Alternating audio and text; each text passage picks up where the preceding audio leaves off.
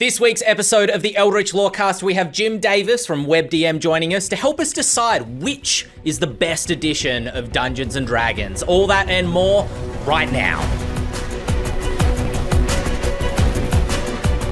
Hello, everybody, and welcome to this week's episode of the Eldritch Lorecast, your favourite Dungeons & Dragons podcast. My name is Ben Byrne, and I am here this week with Dael Kingsmill, Shawn Merwin, and joining us, special guest Jim Davis. Jim, welcome to the Eldritch Lorecast. I would be remiss if I didn't ask you a question as we start each of our episodes. Which is your favourite edition of Dungeons and Dragons? And I know that might not be an easy question. Yeah. Oh, no, it is. The first one, the one that was made in 1974. Really? The three little brown books are my favorite. They are my favorite because they are the most elemental, right? Like you don't even differentiate between like hit dice between classes and weapons. The description for like a knoll is a sentence long and doesn't say it's the most like. You're gonna have to do a lot of work, first off, it's like reading a spell book because it's so insanely edited, or rather poorly edited and laid out and written.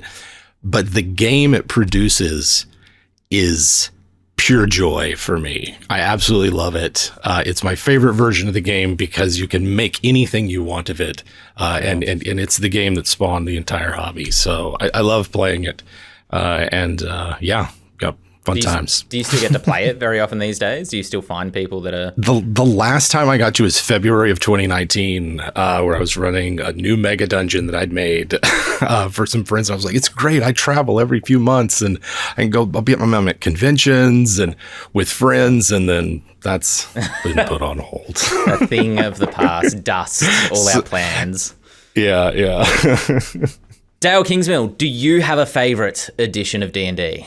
I mean, I've only played technically 2 editions of D&D, so I'm sure it'll be no surprise that my favorite is 5th edition. Although I will say 4th edition I am enjoying very much. It's also interesting to me how many design elements of 4th edition actually line up with how I approached game design before playing it. That was really surprising, but I do think my heart still goes to 5th edition. Do you appreciate as somebody, because I assume that you started with 5e and then went back to 4th edition. I actually started with Pathfinder, so something closer to 3.5. Sure, yeah. Okay. Is 4th... Okay, so you've played one more edition than I have. I've only ever played 5e. I came in sort of halfway through 5e's initial run-up into mass popularity, I suppose. I have so many questions. I'm just trying to pick one. That's why I've paused for a second. I'll go with the easiest question. Do you think 4E deserves the disregard, the vitriol that it often gets from the community? Not at all. I mean, I understand coming in and thinking this is too video gamey, particularly if you do try to come in and read the player's handbook. From like I tried to approach it the way I would approach like 5th edition, right? I was like, I'll just go and I'll look up the class and I'll understand what's happening. And it was a little bit like trying to read a swarm of bees. But apart from that, I think that the system itself gets a little more hate than it deserves. Sure. I've never heard the expression trying to read a swarm of bees. Yeah. That's great. Shawn Merwin, do you have a favorite edition of D&D? Whatever edition is the current edition is my favorite edition, since I have to work at it. Good answer. And if it's ever not my favorite edition, then I'm in trouble. It's time for me to seek new employment. So I would go back and I would play any edition again.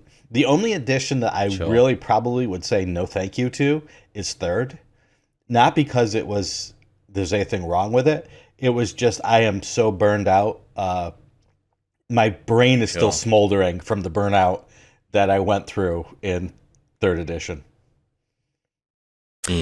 It's some burnout. Same.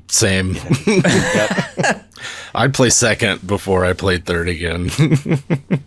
I still remember sitting there one day editing like my 20th long monster stat block and checking rope use versus escape artist, to make sure that the extra synergy bonus of +2 was figured correctly, and I finally just threw my pen down and I said, I'm done. I'm done with third edition. Let there be fourth. Never again. Pretty soon after that, yeah. Yep. It is interesting as someone who came in just a fifth, hearing kind of the echoes of previous editions and the way that people talk about them. We were having this discussion in our Discord server, and I was surprised at how many people were like, I love fourth, only through reputation, because I've heard that that's the most, at least in modern times, the most contentious of the editions. But quite a few people came out and said, yeah, no, third, no thanks. I do not want to, I will take fourth before I take third. That one is intense by the sounds I also of it. think that there's kind of, at the moment, a little bit of an energy of like, it's been cool to hate on fourth edition, and now people are going, well, I'm cooler than that. I'm going to do the opposite. So there's a little bit of that. But also there's a lot of, the more people say actually fourth edition was fun, the more people feel like, oh, it's safe to say now. I'm allowed to like fourth edition, so they come out of the shadows. It's like the Star Wars prequel films, everybody, it was fun to dunk on them for years, and now all the kids that were kids when those movies came out are adults now, and they're like, no, those were awesome. Although it's funny because fourth came out when I was a teenager, and D&D was not on my radar. I was into war games and I was into video games at that time. But even I was getting through the internet's kind of osmosis, the vitriol for fourth edition when it was released. It was like there was a disturbance in the force. Yeah, it was a rough time to be a D&D fan online, just because everywhere you went, people were fighting about Dungeons & Dragons, which was the right one to play and the right way to play. And it definitely influenced my opinion at the time of fourth edition. It's only been in hindsight that I've looked back and been like, wait a minute, that setting was really cool. And like the way healing searches worked were really cool. And and it was a breeze to DM for. And so, it's easy to see the all the good stuff about it. But I don't know, like if it still like plays the same where you're like 4 hours of combat, if you're not like super into the system. Not sure. Dael, you'd have to let us know about how it's playing right now. I mean, I'm playing on a digital tabletop, so I feel it does all the work for me. I bet it's wonderful. Yeah, that's awesome. I'd play it. Big fan. So speaking of editions of D&D, the current one being fifth, I'm going to weave this segue one way or the other.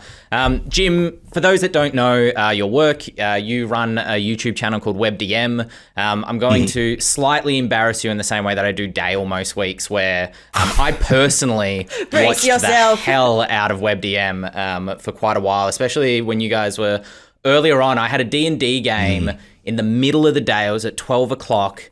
And every day I would go and get lunch before the game.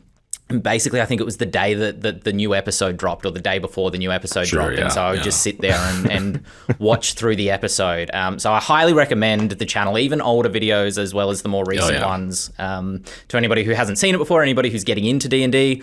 But last year, you launched and had a successful Kickstarter. Weird Wastelands was the name of the book. Tell us a little bit about it. So Weird Wastelands is my kind of like manifesto for playing 5th edition in a reckless and just all in kind of manner, to throw in counterbalance sort of out the window, to throw caution to the wind. It's a setting that's already wrecked, so you don't have to worry about whether or not the characters' actions are going to mess this place up. It's already terrible here, and it's my kind of like channeling Saturday morning cartoons and the post-apocalyptic genre, and it's a little bit of He-Man, a little bit of Fury Road, a little bit of just a science fantasy feel. I've always been a big fan of mixing genres, of bringing in elements outside of the standard fantasy to just give it a little bit of twist or something. So, if a circlet of blasting happens to be a arcanotech device that you insert into your eyeball, it's just, it works the same, right? But it's more of a flavor for it. And to me, I feel like 5th edition is very much an edition of D&D that's about expressing the character. The character is like a a place that the player can put something on it, whether it's like a quality of themselves that they want to express and highlight and play with, or a different, part of their personality or something, like the character's self-expression. And I wanted this to be a place where it's like, all right, just make the weirdest characters you can. This whole place is trashed.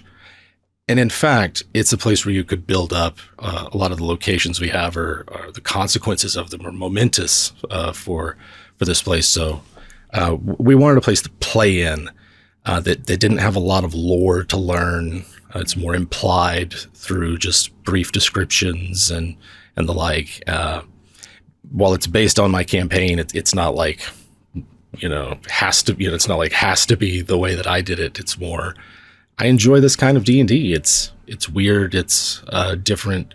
And we invite people to play in it. But we realized that in doing so, we needed to say, like, here's how you build a sandbox. Cool. Here's how you make a wilderness adventure interesting and not a slog.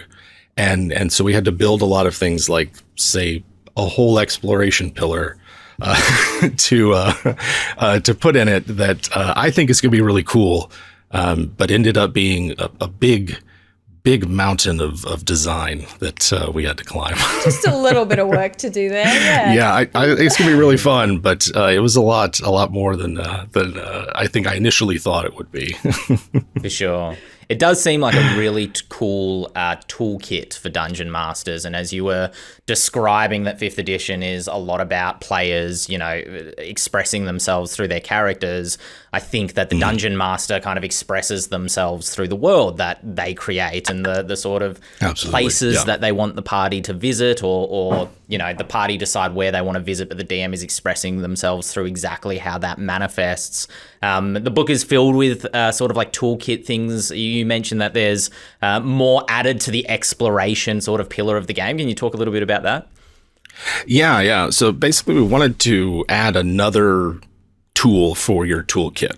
The DMG kind of mentions a couple of them: montage approach, hour by hour, and those are fine for some situations. We wanted to make a system that says the journey is the adventure. And so I took inspiration from games other than D&D. Forbidden Lands was a big inspiration by Free League, in that you don't do anything of consequence without there being a table of failure options or interesting complications. And so for me, it's like, you see around the internet, there's a lot of like, well, if you divide the party into roles for when they're traveling, like there's the scout and the lookout and the hunter and the whatever. For me, I took those as actions rather than roles, and then decided, like, what are some interesting situations that could come up as a result of failing to achieve your goal of looking for water in the wasteland, or hunting a big beast so that you can eat, or you got to refuel your auto golem construct, and so you're going to go scavenge for trollium somewhere, and that you could succeed and you just get what you want, you move on. But if you failed, is it because there was someone already there getting it ahead of time? Is it because the pump was infected with black pudding and you now have a combat encounter? Like, I wanted there to be interesting situations that arose from just wandering around this place, other than we're lost and running out of food. And that can happen, but it could also be that when you go to set up camp, that there's like, a mound of magical fire ants that's just not going to make any kind of sleep pleasant. You're going to have to move on and push further to find somewhere safer to sleep. And that meant messing with the baseline rules of 5th edition, of saying things like every day you gain a level of exhaustion, just period. And you're going to have to drink more and eat more, whatever. But it's also like not wanting to negate the player options that were there, of things like Outlander or certain spells, background abilities, because to me, that's a player saying, I don't want to have to worry about this when I'm out adventuring. Like, I want a safe place to rest. I want to be able to eat. And so instead, what we presented was just a really dangerous place where you might just need magical food and shelter to adventure. That might just be the benchmark that you need to safely survive out here. And that applies to everybody. or a set of options that the DM could use to modify certain features of the base rules to better suit the sort of game they were looking for. Almost everything we've done, we've tried to design so that it fits well both on its own and then together. And if you use it all together, we have a mini game that makes an adventure out of traveling from point A to point B that has all sorts of different encounters, not just combat, but non-combat challenges that a ranger or barbarian type would be really good at dealing with, because it's about sort of, the nature is the enemy in this place, not necessarily another creature. So yeah, I think it's gonna be really cool. It's it ended up being a lot. I think we bit off a lot. We really dove into the deep end with this first one, but that's just the kind of person I am. And, I wanted even more. It would be stuffed full of, full of even more if I could get away with it. But I think it's gonna be really cool, really cool. How do people, if they miss the Kickstarter, get a hold of it? It's still not out yet. It's still on pre-order, is my understanding. Right. Yeah, we have a backer kit link for it, and we can get you guys that, and they can pre-order through that. And I believe they're still open, so a chance to get the book. Okay, awesome, fantastic. Yeah, it sounds super cool. I know that travel's something that I've heard a lot of dialogue about online, and it can feel very even as a player, when I've been traveling, it doesn't feel like you're making choices. It just feels like you're being kind of squeezed down a corridor because the DM's just like, all right, now this happens now, and they're just throwing things in front of you rather than, it feeling like you're choosing a direction. So some of those mechanics sound really cool in terms of like, in as you say, Dael, enticing the player. Do you want to try something? Do you want to look for food? Do you want to do something cool? Well, something bad might happen, but we'll see. Let the dice decide. Yeah. We turned it into its own sort of mini game, and that might be a turnoff for some groups. And so that's why we provided advice for saying, well, here's how you can break this mini game up, so that if you're not into wilderness turns and a hex map, you just want to use these tables for interesting situations that might come up or something like that. It's easy to do, and we provide little sidebar guidance. My favorite thing in an RPG book is sort of design notes, and we've provided a lot of those to help get through what might look like a very like, are you serious? You really want our players to have to go through this? It's always funny to me a little bit when people use things like minigame as a negative. If I ever see people being like, oh, you've just made a minigame, I'm like, what do you think combat is in D&D? Right, yeah. Right. Is that not suddenly a shift to a different, okay. I think that's maybe a bit of a legacy of that second edition. It was a game of mini games, and they were all over the place. And I think there's a bit of an apology. Oh, I'm sorry, it's a mini game, but no, I think it's a cool mini game. You guys should play it. Yeah. But it's like a session of D&D is what it'll get you. Well, speaking of putting people through things, let's jump back into our discussion about different editions of D&D, because there's a lot of discourse out there in terms of hacking 5e. 5e is the most open system by reputation. I've only played 5e. I don't know if that's necessarily true, but I know that a lot of DMs, a lot of online advice enjoys pulling mechanics from previous editions of D&D into 5e to, for various effects. I know that Bloodied is one that gets used a lot, and even though it has no real mechanical impact in the games that I run, I use it as an indication, in my descriptions, that the party now know, okay, we are actually hurting the monster. Our attacks aren't just being, absorbed by it. It is now injured or bloodied because of the amount of damage that has been inflicted on it. And did that come from? See, I don't even know. I've absorbed it from internet osmosis. Is that a 4e thing? I mean, it definitely is in 4e. Was it there before then or not? That was 4e thing. Oh. Not that I remember. Yeah, it's 4th edition. Yeah.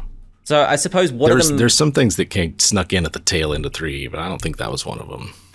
What snuck in at the tail, as in into 3.5, or something that before 3.5? Like into 4. Like some of this, like Book of Nine Swords is often seen as like a precursor to some of 4th edition stuff, and it's one of my favorite 3rd edition supplements because it turns fighters into a bunch of wizards. That sounds like 4e, yeah. Yeah. Dael, what are some of your favorite things about 4E, having played it a little bit more now? Has it influenced some of your thoughts about how you might port rules over into absolutely 5th? it has. I mean, just to wax lyrical about Bloodied for a minute, I love it for a lot of reasons. First of all, I mean, you said, oh, I don't use it mechanically, but does it not have a mechanical impact to let your players know that they've got this creature to half health? Like that has an effect on whether you run away, whether you stay and keep fighting. The idea that we've talked about abstracting hit points and how do you deal with the fact that we all just kind of naturally want to treat hits as dealing damage, right? Like we call it damage. So when we try to say, oh, really, it represents that they're getting more tired and they can't, it's like, that's all well and good. But how do you make that work? Adding Bloodied to the mix helps, because you have a point where you say, you've drawn blood, which makes a big difference. But also in terms of like, it opens up so many design elements, just having this status saying you are now bloodied. You have these things that activate off it. In the Grim Hollow book, the monk Way of Pride, so many of its features key off of hitting half health. And if you had bloodied as a condition in 5e, you'd just be able to say, when you are bloodied, blah, blah, blah, blah, blah. And it makes monsters great. You have things that activate when they hit bloodied. I'm a really big fan of it. One of the enemies of good games is avoiding the same thing over and over and over again. So having something happen that switches the way the combat runs in the middle of combat is generally a good thing to keep that monotony from overtaking your game. You know, one of the slights against 4th edition was just roll damage, and sometimes people would say that combat just went on and on and on in the same. You used your dailies, you used your encounters, and then it was just your at-wills over and over again. And so anything to make that different is a positive in my estimation. Absolutely. I mean, it's funny actually, now that we bring up powers and the fact that you had your daily powers, your encounter powers. That's something that, yes, it sounds so video gamey and it can look super video gamey, but you know, the other day I was sitting down, I was thinking about how in 5th edition we have all these things that are like, oh, you can use this once per short rest, which is basically an encounter power, and you can use this once per long rest, which is basically a daily power. You know, it's we didn't really get rid of them. We just changed the name and made the language more complicated. Well, made it feel more like a storytelling language rather than like a video gamey language. Yeah, but I completely agree with you. The same thing with any concentration spell that lasts for a minute. You're like, this basically will last the whole combat. It's very rare. Yeah. And if the combat starts dragging on, I will be like, wait, how long have we been concentrating on these spells? Does anybody know what round this is? Do we need to start worrying? Whatever. They last until the end. And inevitably, when you count, you're still not at round 10. Yeah, when you count, exactly. You're maybe round 7. You're like, man, this has been going on for ages. What round are we in? Round 3. Oh, okay, fair. Especially at the higher levels. Did 3 and 3.5 have that sort of like abilities that refresh on X thing? Because I just assume everything was like 5 and 5 has evolved out of it, but maybe that's not true. I remember most of it was like per day. A lot of it was just, X per day uses of stuff. And then there would be some that would like, you have a pool of points maybe, but I can't recall anything that was like a short rest sort of refresh thing. Not that I could really think of. It was still really keyed to the cycle of when you go to sleep, all these things kind of come back. Right. There was still the workday mentality of D&D that was there in 1st and 2nd edition. Exactly. Yeah. You even have a limited number of cantrips in 3rd. Like you didn't even have unlimited cantrips. And to me, it was like Book of Nine Swords, which was the first one that was like, after about 5 minutes, the fighters can use these, or Warblade, Sword Sage, and I forget what the other one, Crusader, can use these abilities again. And that was the first one. I was like, well, of course they can. Because they're just martial maneuvers that are imbued with the same magic that everything else in D&D is imbued with. Right. Like why can't they? That was the first do these things, encounter power. After about 5 minutes or so. After about 5-ish minutes, yeah. But towards the tail end, there was like reserve feats, which was one of my favorite things, which were like they're feats for spellcasters where it's like, as long as you have a certain type of spell still prepared and uncast, you get this at-will ability. And I'm from the school of D&D that like spells are something else, right? They're not just magic words on a page. They are maybe not creatures, but they're something. And like the idea that the kind of spells that a wizard or a cleric that, you know, keeps in their person might change them or influence them was really cool. And I really liked the reserve feat. Like, yeah, I've got Fireball prepared. I can always just produce flame, you know, until I've cast that Fireball. I don't know how it would work at 5e with its sort of menu and spell slot way it works, but it's cool for 30. Menu's a good way of putting it, of the wizard just going, I think I'll cast one of these today. Push that fly again. Yeah. Did the counterspell and I could get this wrong because I wasn't like a Jack Vance reader or anything, but the Vancian style of magic, the idea that creatures were trapped in the mind of the spellcaster before being released in the guise of a spell, was that something that was mechanically represented in earlier editions? No, the D&D's been terrible at representing Vancian magic. That's interesting to hear you say that. Because all I hear is that like D&D magic is based on Vancian magic, and I'm like, okay, sure. You can see it. Spellcasters in Vance know like 3 or 4 spells if they're really good, and when they cast them, like things happen. Capital sure. T, capital H, right? They're big plot moments. Like the omnipotent sphere is like you're not going to get touched by anything for an hour. You're untouchable. So you can see where they were inspired, and like a spellcaster loading themselves up with spells. But like, I think it's worth reading at least the first book. Is a collection of short stories, Tales of the Dying Earth. There's some really cool moments in there of a wizard sitting down to like prepare their spells, and the spells like wanting to leave the page and to leap into the caster's mind, because that's where they'll be able to be cast. And most of the casters there are also sword fighters and are roguish sort of types, and they're all just terrible to people, just the worst con men and swindlers. So it's very D&D, but it's also not. D&D has not done a great job of emulating it in sort of like what it's supposed to be.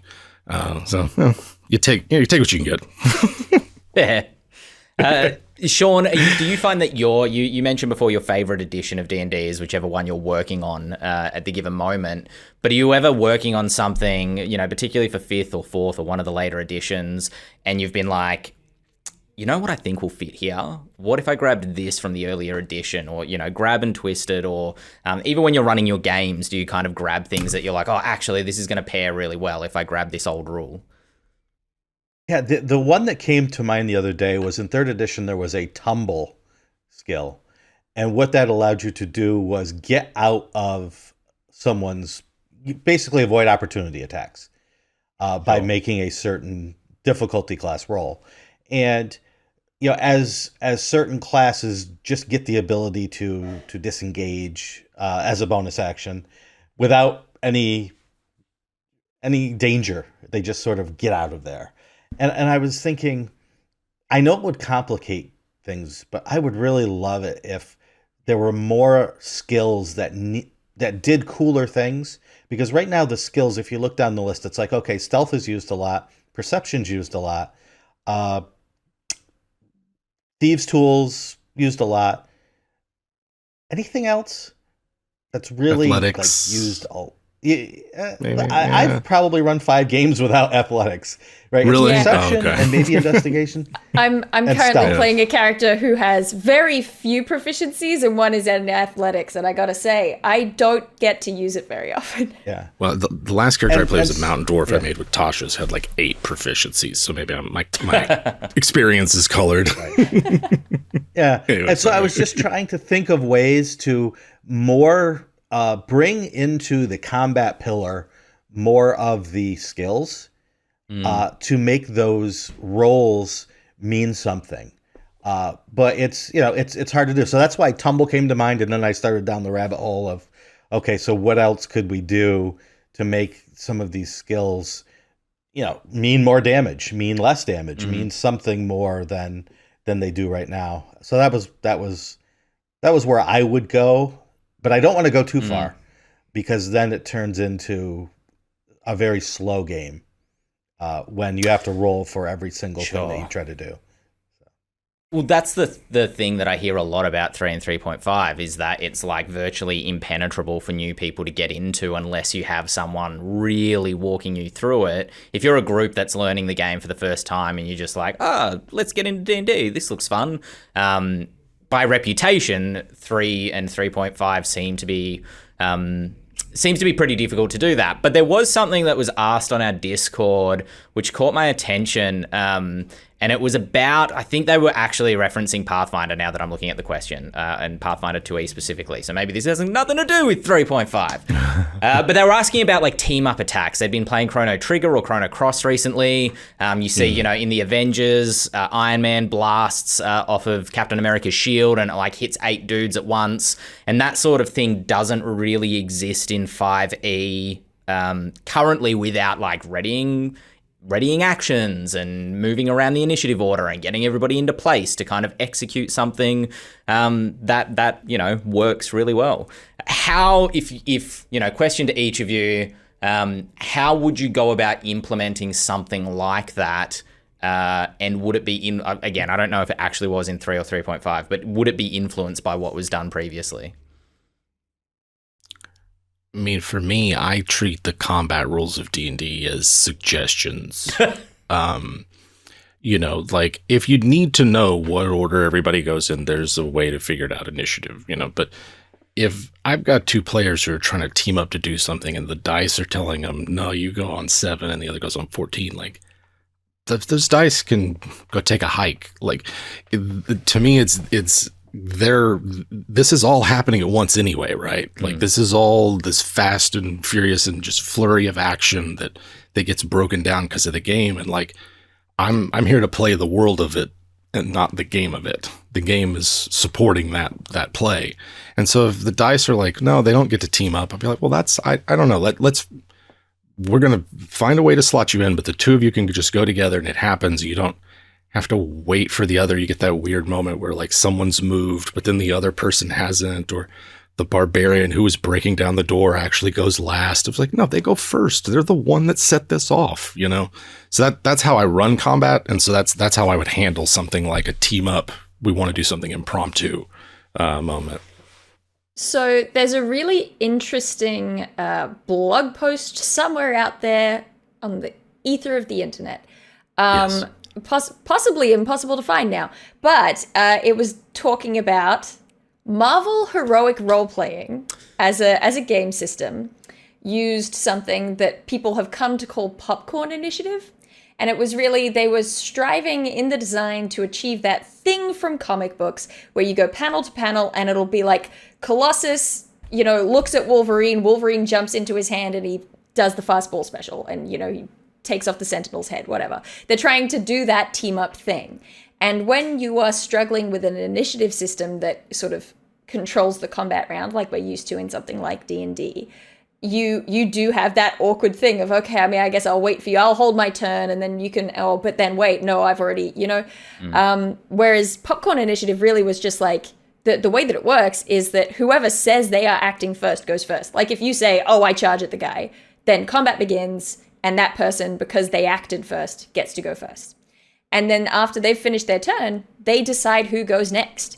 And they can pick from the bad guys or the good guys, and there's nuances to it because whoever goes last in the initiative round gets to decide who goes first next round. So if you let the bad guys go last, you can end up with just 2 solid walls of all the bad guys going. So it does end up being more nuanced than it might sound, but it allows for things like Colossus's player to say, all right, I set up ready to throw Wolverine at the Sentinel, and then they can say, Wolverine, you go next. And it really gives you a little bit more flexibility with that. The tricky thing when you try to apply something like that to 5th edition or, other, D&D style games is that so many things key off of phrases like, this lasts until the end of your next turn. Yeah. And that is a nightmare when you're trying to mess with initiative and make it more flexible, because your next turn could be basically 2 rounds away, or it could be 2 turns away.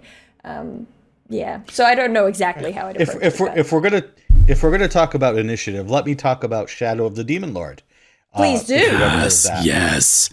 So that game handles initiative. When the round starts, you can take a slow turn or a fast turn. If you take a fast turn, the players get to go first. You can take 1 action. So you can't move and attack. You could just move, or you could just attack. Gotcha. So all the players take their fast turns. They can then talk with each other about what their tactics are going to be, allowing them to coordinate. No, barbarian, don't run into the middle of the room yet. I want to cast a fireball. All right.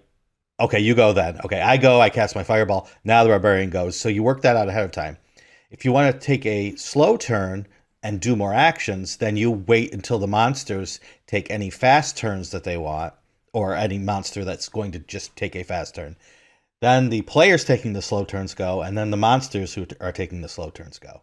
So every round is like that, and Rob Schwalb, who created the game, gets around the problem of lasting till the end of the turn by just everything happens then at the end of the turn. So if there's an effect up, you're in a haze that causes poison damage, everyone takes it at the end of the turn. Then you decide, okay, is it still up? Does it go down? You know, some like you might drink a potion that doesn't take effect until the end of the turn. So then you deal with all of that at the same time. Then you go into the next round. Does that lead to a lot of bookkeeping? I'm imagining this in my head because I'm not a fan of the way that 5th edition D&D's initiative order does have this overly structured feel to it. Jim, you mentioned before the weirdness of like 2 characters that are meant to be running alongside each other, or they're chasing each other or something like that, but one person gets really far ahead suddenly for 3 seconds before the other one catches up.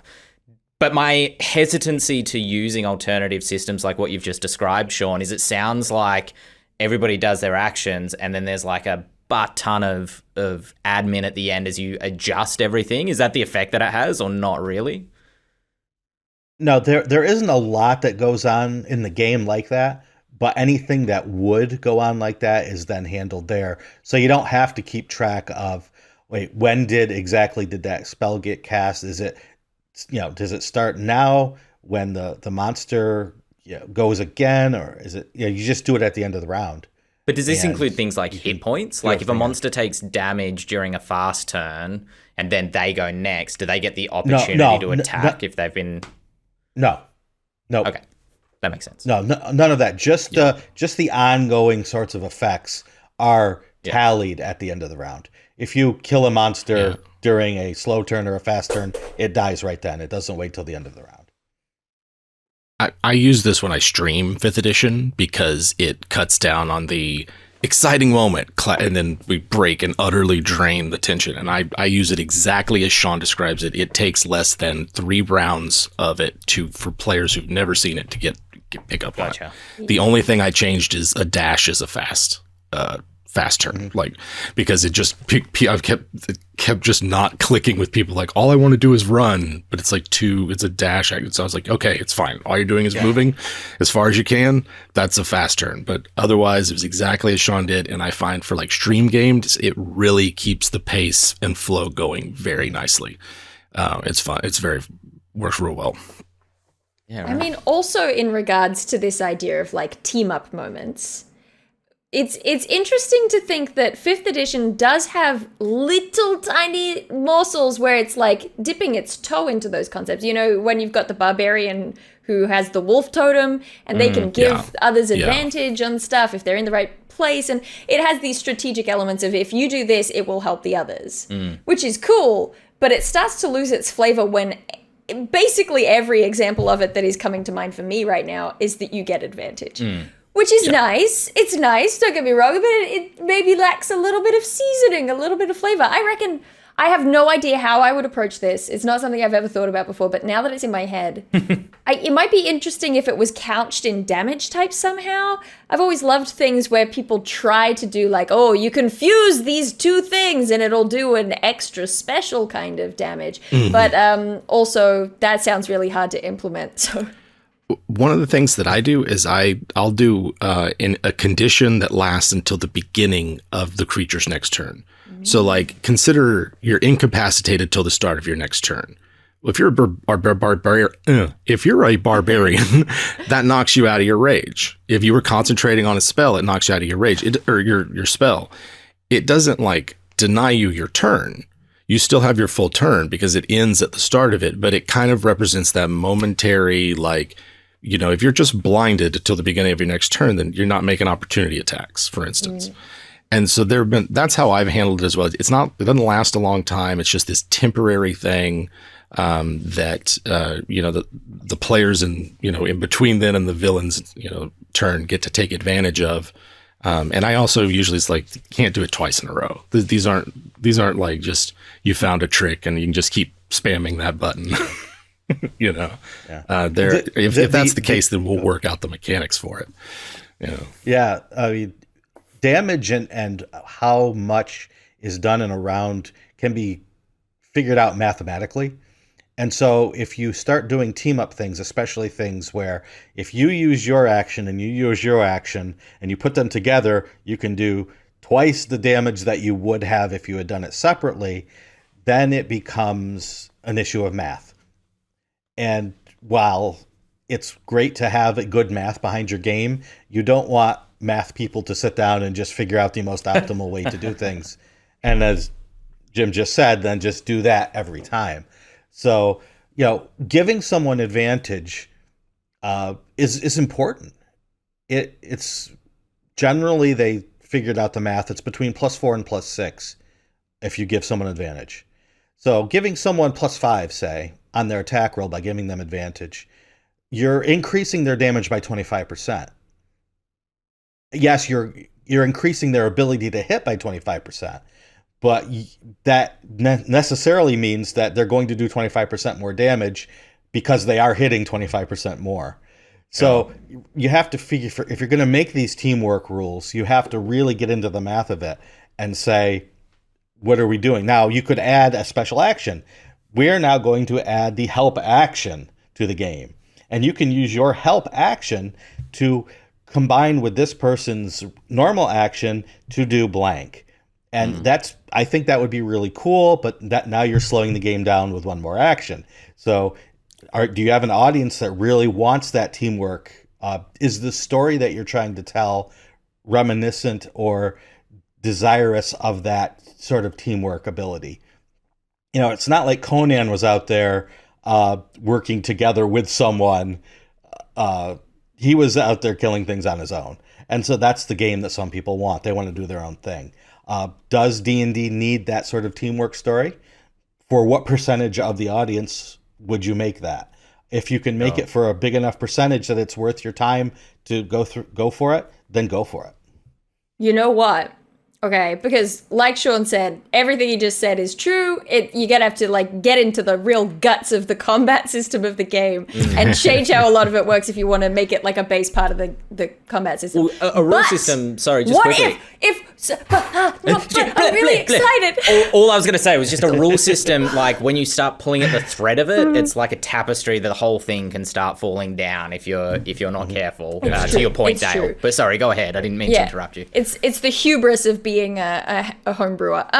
But we're talking about taking inspiration from other games, right? 4th edition has some feats that are specifically like, if both you and this other person take this feat, you get this huge boost to whatever. Right. But you have to both agree to do it. What if someone just did a whole collection of feats that were rogue plus barbarian? It was different combos of classes and feats that are hey, if you and the barbarian want to do a thing like the fastball special, then you both take this feat. You've both put a specific resource into it and you get something really cool back out of it. That'd be neat. I love that.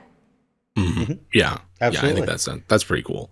It's pretty. And what that does too is it doesn't take time at the table every time figuring out the exact puzzle that you're trying to put together for this teamwork. It's okay, we know that we crit on a 19 or 20 if we both do this in the same round. Okay, you're done. Yeah, nice. That'd be cool. Flavorful. I like it. Yeah. I think the other thing about team up attacks though is somebody's got to be willing to be the one who sets up the shot. Like somebody's got to be Colossus throwing Wolverine rather than Wolverine cutting off the head of the Colossus and not Colossus, sorry, the Sentinel. Yeah. And I feel like there are good examples of this already in the game. There was a character that I wanted to make who was a fighter, who I was going to call Odysseus. Partly for thematic reasons, but also partly because I had a little Odysseus archer miniature that I wanted to use. But it was basically picking the Battlemaster fighter and trying to figure out how I can kind of become a battlefield commander and help the other party as much as possible by surrendering one of my attacks in a turn so that another party member can make an attack, giving another party member advantage or allowing another party member to move around the battlefield rather than doing it myself. And you know, there's a whole rogue subclass. It's the Mastermind or the Inquisitive. It's one of them. I can't remember which one. Maybe both of them are basically built to be like, you don't fight. You're like, you know, you're scared of combat or whatever, but you're so smart that you can analyze the battlefield as things are happening. And what you're mechanically doing is giving advantage to other players, which maybe feels mechanically unsatisfying because you don't get to roll the dice yourself, but it's still, you know, that's still team up attacking. One of my favorite spells as a dungeon master is Bless, because it just like, it feels so communal. It's just like, yeah, everybody's getting in on it now. Like, let's go. We're blessed. We're ready to fight the monsters. Yeah, I think like it very much is a player mindset kind of thing, because if you're there for like your character's spotlight moment, then assisting another character using your time that you get in the round to do that can feel like, well, am I doing the most, or am I, you know, making the most of my time, especially if it's going to be like 15 minutes before I get to do something again. Well, this is one of those things that I find in the older editions you go, the faster the turns go. And like, I love playing Magic users. You only get one spell a day. You're still going to have to find a way to contribute during that fight. Somebody needs to hold a light source to pin somebody, sit on somebody who needs to be taken captive. There's a lot of things that you can do. You can take things from someone and hand them a weapon that they need, or a potion, and I feel like there's a lot of that gets lost when we're focused just on what I can do in my turn. And I don't know where I'm going with this, but it's to me, my mindset when I play is like, we have a collective goal. We have a collective desire to either overcome these enemies or to see our goal accomplished. And so if I can set someone up for success, then that's as good as if I did it myself. And to me, that's very much a player, that's just how I play the game, because I don't know, we're all here to have a good time. Yeah. So I think you can do it through cultivating just an attitude as well as mechanics. For sure. Yeah, I agree with you completely. I mean, I had a party TPK right at the climactic point of a campaign where they were fighting the main villain who, you know, had immunities and legendary saves and all sorts of things to protect them, to the point where not all the party could damage them directly. But there were things like minions, and there was terrain effects that were happening. You know, area, not area effects, but you know what I mean. Like the environment was attacking the party as well. Yeah. And so the design thought process when I made the encounter was not everybody can damage the villain, but everybody can contribute by ensuring that those who can damage him directly can survive long enough to take him down. And it was, everybody was so emotionally invested that they're just like, I don't care, I hit him again, like, ah! And it's like, all right, well, nothing happens. Yeah. I mean, I played healers in MMOs, because to me, that's the ego trip. It's like, nobody's here without me, you know? Yeah, totally.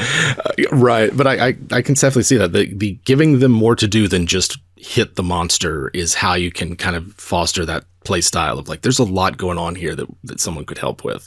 And I think those make for really memorable encounters. In a game like Fate, which we played, there's already that mechanic built in where if you try to attack someone in a Fate game, you're probably not going to do it. If all four players are just, I attack the enemy. What you do is you create aspects and you create boosts. True. Where when the one person who actually does get a good hit in, if they can, without using a fate point, pull things from this boost and this aspect and put it all together, and get a plus 12 as opposed to the plus 2 that really isn't doing anything to this enemy. That's how you win a combat in Fate. So that calls immediately for teamwork. Whereas if you get D&D players who play Fate, they always try to do that for a while until they figure out that, wait a second, this monster's soaking up all our little tiny hits. We need to do one big hit, and this is how we get there. Yeah. It also so elegantly encourages interaction with the environment and creative interaction with the because I feel like D&D, you can really forget about the location in a lot of ways. You can build a very interesting map, but if people are able to just fight the thing, they will just fight the thing. Whereas Fate, it really does just go, do something, smash a hole in the floor, set fire to something. That was a very chaotic example, but all right. Fate was a role-playing game so unlike anything I've ever played before. And to be fair, I've only really dipped a toe into other games. I've played bit of The Witcher, bit of there you go, there's your reference for the week. Bit of The Witcher, bit of Infinity, Witcher the role-playing Watch. game. We'll call it Ben's Witcher Watch. Witcher Watch. Yeah. A bit of, Call of Cthulhu and Vampire Masquerade. And while those have different mechanics, fundamentally, a lot of them are just roll dice, numbers determine success or failure. Fate was one of the first games that we played where I was like, there is a real skill to this that feels very different to the skills required to play something like D&D. There's like a real storyteller's skill rather than a tactician's skill, which it feels like a lot of those other dice rolling games kind of need. Maybe Vampire less so, but yeah. Yeah. It helps if you've been a GM for a while because you have so much narrative control in a game like Fate. Whereas normally in a traditional RPG, you can tell what your players or your character's intent and actions are, and that's really kind of it. The dice will determine how much control that is. Where Fate is really like, no, what do you do? Like you can control so many things about this this moment of the game. So for sure. With the last little bit of time we have left, I had this fun email drop into our inbox from John asking a question about destruction, and the specifics that they were asking about was like, if a fireball goes off in an area, how do you manage things like property destruction, item destruction? And getting as granular as like, if the wizard has a bunch of spell scrolls in a pouch and a fireball goes off, surely those would get burned up. The short answer to this is 5e makes it pretty clear that anything that anybody is carrying generally can't be affected unless a rule specifically states otherwise. But I just thought it was a fun question. If you were going to be in a state where it's like, all right, we're playing like hyper gritty, hyper in quotation marks realistic, you've got to protect your gear, you've got to, if you get hit by a fireball, it's more than just your health you need to worry about. It might be the valuable items that you're carrying. How would you go about this? Would you require saves? Would you... I don't even know. I just thought it was a fun question. There was actually an interesting video a couple months back from Bob Worldbuilder on YouTube where he was talking specifically about how fire works in 5th edition, because you have those spells that specify, okay, if an item is being worn or carried, then it won't catch fire. And he was like, okay, so if that's the specific rule, then the general rule must be that everything does catch fire. But then as he went down through the layers of specific rules and general rules, it came out to usually things don't catch fire, but when you use these spells, they would catch fire, except for these things that don't catch fire. It was just layers on layers on layers. But I think it was worthwhile watching. I think give that one a watch, because I've tried to piece it out together as well, and like I in general I like the idea of it.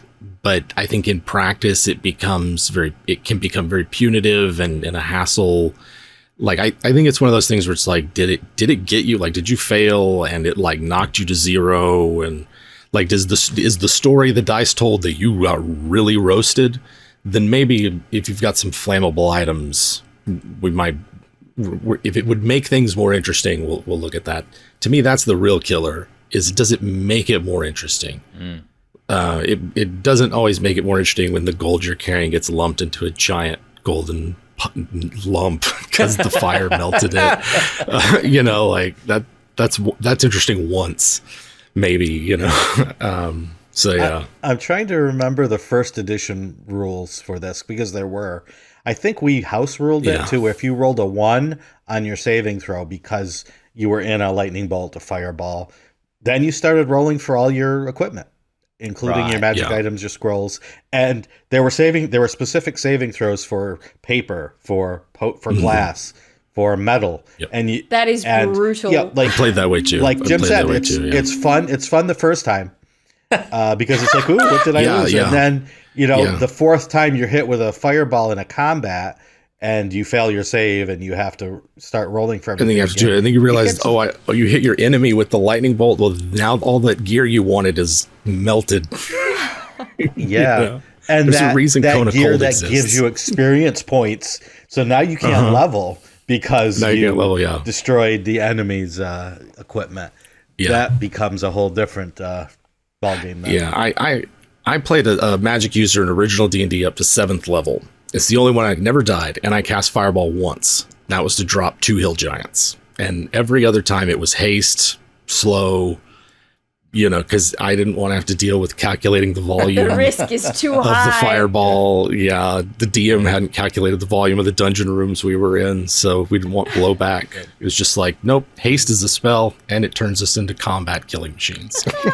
I'm going to make a very bold claim. I think that you end up with more interesting story stuff. When we're talking about destruction as a result of stuff that's happening in combat, I think it is more interesting if that affects the environment than if it affects the players. Yeah. If it affects the players, bad stuff, less fun, not good. But if the building you're in catches fire, that's the interesting. floor collapses underneath you. Yeah. Any number of things could happen. Everything we just said about spells, absolutely. Completely different opinion when it comes to monsters. I absolutely think that like rust monsters, something's got to scare fighters, and or like the ethereal filcher was one of those monsters that I was always like, of course this exists. Of course there's this extra dimensional pilferer that's just like reaching through and getting your stuff. But to me, it's not a punitive thing. It's not there to punish players. It's there to lead to an interesting complication, which leads to an adventure. Sure. And that's how I like to use those kinds of monsters and effects. Plus, it helps if you're fighting a monster and you're told this is a rust monster. It might make you go, whoop. Right, yeah. Somebody pushed the wizard out front, and there are moments when that's fun, right? Like there are very few moments where the caster character gets to be the tough one and to stand toe to toe with a monster. I think it's a matter of like, players and play style and how much are they going to put up with you taking their gear and stealing it and messing with it. I think it makes for interesting failure outcomes when gear is destroyed or damaged, the like. But to me, it's something I keep light, unless it's just the kind of game you're using. In which case, you should play Weird Wastelands because we have a bunch of rules for repairing your gear and things like that. There you go. And it does go back to something that Jim said earlier.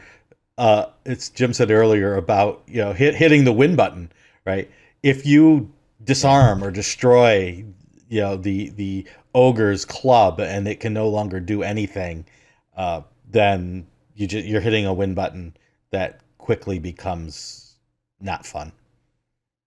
For sure. Yeah. It also goes back to the question we had last week where somebody was asking about when you're starting to incorporate homebrew rules or rules that aren't relevant to or not relevant, but innate to 5th edition, how do players know what they can rely on when they're playing the game, when the DM's going to go, well, that's not the way that it works here, and I'm changing, whatever it happens to be. I know a lot of players really cling to the fact that in 5th edition, as far as I know, anything that's magical is basically indestructible in theory, or at least it can't be. You're not going to lose your sneaky boots of sneakiness because the souls are wearing off. Those things will last basically forever. Mm-hmm. Hypothetically. Otherwise, how would you get them? By rubbing a tomb? Right. Exactly. Yeah. Why can you just take the sword out of that crusty old tomb and just start using it? Yeah. I did have like a weird thing with doors in tombs and like crypts and dungeons where I was like, they can't be made of wood because they'd be all rotted by now. And Yeah. I went on a deep dive researching how much, like how does wood survive? How long does wood last? How brittle does it become over time? Is it treated with alchemical varnish? Forever.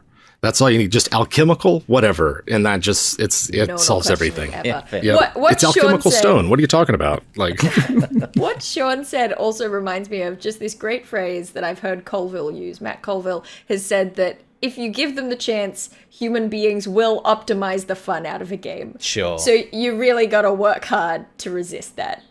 yeah. I think that's sure. on both ends of the screen as well. Yeah, no, I agree completely with that. I agree. I get really frustrated at players that, to use a term that is a little bit kind of keyholes people or corners them, is the min-maxer, I don't like playing with min-maxers, to put a label to a group of people in my party because I'm more about the story when I'm DMing. But that said, as soon as I start designing a character, I'm completely like, well, if I take this feat and that'll match with that and that will get me a bonus here. And if I'm an archer and I have like less than +8 to hit at level 1, like I'm not a good archer. So I get that lure. Hits. Exactly. The optimization of fun. I quite like that. Yeah. Yeah.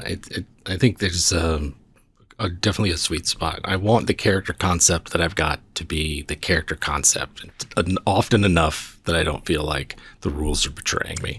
Exactly. You want to be effective. You want to be effective. Part of the fantasy is competence, and it sucks to feel incompetent. Absolutely. I'm not here for a power fantasy. I'm here for a competent fantasy. We're already rolling a D20. Come on. There's already swinginess involved. Let's just stack it in our favor. Whenever you're jumping off like a 10, 15 foot ledge as a rogue and the DM's like, all right, roll for acrobatics, and you roll a 1 and you're like, YOLO. Yeah, exactly. Okay. Come on. All right, on that note, that is all the time that we have time for today. Thank you so much, Jim, for joining us. Go check out WebDM if you haven't already, and go check out Weird Wastelands. That sounds like a super exciting book.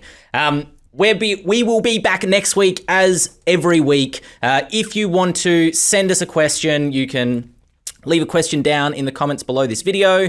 If you're not listening on YouTube, if you're on iTunes or something like that, send an email to podcast@ghostfiregaming.com. I read all of them and we go through them as quickly as we can, so please do send me an email there, leave a comment, spread the word of the Eldritch Lorecast, and of course our handles are just below our lovely faces as well. So if you want to reach out to us on Twitter or something, keep the conversation going. I've been Ben Byrne here with Jim Davis, Dael Kingsmill, Shawn Merwin, and until next week, we will see you then.